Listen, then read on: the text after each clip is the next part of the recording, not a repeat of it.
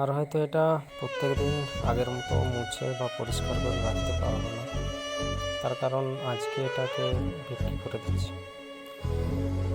আর কারণ এটাই যে আমার বাড়ির এখন কাজ শুরু হয়েছে, আর প্রত্যেক দিন এটাকে মুছে দুবেলা ধূপ জল দিয়ে এটা দিয়ে ব্যবসা করেছি প্রায় 4 বছর।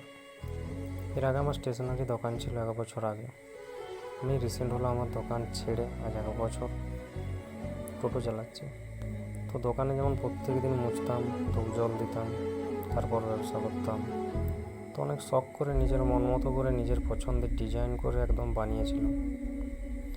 কিন্তু এখন এটা বাড়িতে আছে, বাড়ির কাজ শুরু হচ্ছে, তাই বাড়ির লোক বলছে ওটা এদিক ওদিক করে রাখতে হবে, কিন্তু প্রচণ্ড ভারী হওয়ার কারণে খুবই অসুবিধা হচ্ছিল।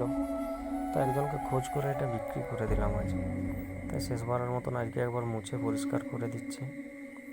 কিন্তু বাড়িতে আবার বলছিল কখনো রান্নাঘরে কোনো মিচকেস বা কোনো কাপড় জামা রাখার কিছু একটা করে নেবে।